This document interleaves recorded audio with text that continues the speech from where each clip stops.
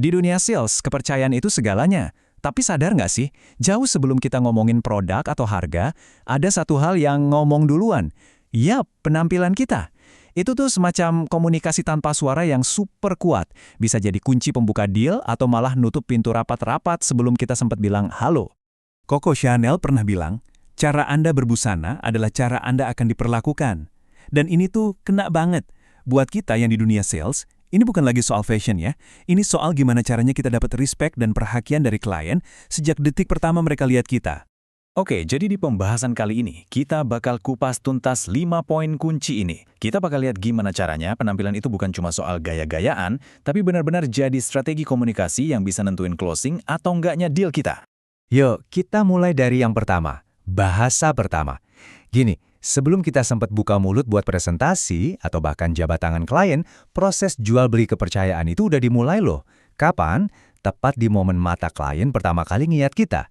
Simpelnya gini, penampilan kita itu kayak pesan pertama yang diterima klien. Pesan yang ngejawab pertanyaan di kepala mereka. Orang ini siap nggak ya? Dia ngehargain waktu saya nggak sih? Dan semua itu kejawab bahkan sebelum kita ngucapin salam. Dan tahu nggak, pesan pertama tadi itu dikirimnya tepat banget. Inilah kita masuk ke bagian kedua, yang super krusial. 3 detik pertama. Momen di mana persepsi klien tentang kita langsung terbentuk dalam sekejap mata. Ya, beneran, cuma 3 detik. Cuma butuh waktu segitu buat otak klien langsung bikin penilaian awal tentang kita, murni dari apa yang kelihatan. Gila, cepet banget kan? Nah, di 3 detik inilah nasib kepercayaan kita dipertaruhkan. Coba deh kita bayangin skenario ini. Ada 2 sales. Yang satu rapi banget. Kemeja licin, sepatu kinclong. Satunya lagi, ya gitu deh, berantakan. Belum ada yang ngomong apa-apa, tapi otak klien udah otomatis kerja. Yang satu kelihatan bisa dipercaya, yang satunya lagi seolah-olah teriak, saya nggak niat kerja. Hayo, kira-kira, siapa yang bakal lebih didengerin? Nah ini nyambung banget ke poin ketiga kita yang penting banget. Sering ada salah kaprah nih. Grooming yang bagus itu bukan soal kemewahan atau baju mahal, sama sekali bukan. Ini tuh soal sesuatu yang lebih dalam, disiplin yang bisa dilihat mata, dan cara kita menghargai diri sendiri. Coba renungin pertanyaan ini deh, dalam banget kan? Logikanya kan simpel.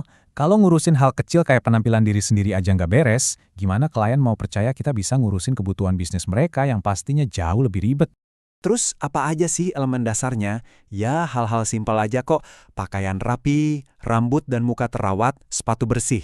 Coba perhatiin, nggak ada satupun di sini yang ngomongin merek atau harga kan? Ini semua murni soal kebersihan dan kerapian. Sesuatu yang 100% bisa kita kontrol. Jadi, setiap detail kecil itu, sepatu yang bersih, kemeja yang disetrika, itu semua adalah bukti disiplin kita yang kelihatan sama klien. Lewat hal-hal itu, kita seolah-olah bilang ke mereka tanpa suara, saya orangnya serius, teliti dan saya siap bantu Anda. Tapi, tunggu dulu. Grooming yang pintar itu bukan berarti kita harus pakai jas lengkap kemana-mana loh. Nah, disinilah poin keempat kita masuk, soal kemampuan kita buat baca situasi dan nyesuaiin diri sama lingkungan klien.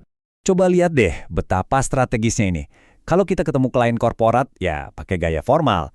Itu nunjukin rasa hormat. Tapi, pas kita datang ke kantor startup, gaya yang lebih santai justru bisa bikin suasana lebih cair dan akrab. Kuncinya itu satu, fleksibel. Tahu kapan harus pakai baju yang mana. Jadi, dengan nyesuaiin penampilan, kita tuh sebenarnya lagi ngirim sinyal ke klien. Saya ngerti kok dunia kalian. Saya di sini buat jadi partner, bukan orang luar. Ini cara yang elegan banget buat bangun koneksi, bahkan sebelum kita ngomongin bisnis. Oke, kita udah bahas banyak tips praktis. Tapi di balik itu semua, ada poin kelima yang jadi dasarnya. Ini soal filosofi yang bikin penampilan itu punya makna yang kuat banget. Dan kerennya, kita punya filosofi lokal yang pas banget. Namanya Ajiningrogo Soko Busono. Artinya kurang lebih, harga diri seseorang itu kelihatan dari cara dia berpakaian. Ini wejangan orang tua dulu yang relevan banget sampai sekarang. Filosofi ini ngajarin kita kalau apa yang kita pakai di luar itu cerminan dari apa yang ada di dalam.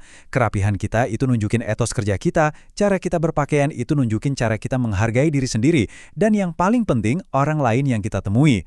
Jadi, kalau kita bawa ke zaman sekarang, filosofi tadi artinya yaitu, cara kita berpakaian itu adalah statement tanpa kata tentang siapa diri kita. Contohnya, milih pakai kemeja yang rapi pas mau ketemu klien. Itu bukan cuma biar kelihatan bagus, tapi itu juga cara kita nunjukin rasa hormat secara visual. Jadi, intinya udah jelas banget ya, grooming yang benar itu bukan soal pamer, tapi soal menyelaraskan 3 hal, penampilan kita, sikap kita, dan omongan kita. Kalau ketiganya ini sinkron, klop, kepercayaan itu bakal datang dengan sendirinya. Sebagai penutup, ada kutipan keren dari Harry Winston. Orang-orang bakal ngeliatin kamu, pastikan itu sepadan. Intinya, suka atau nggak suka, orang pasti akan menilai kita dari penampilan.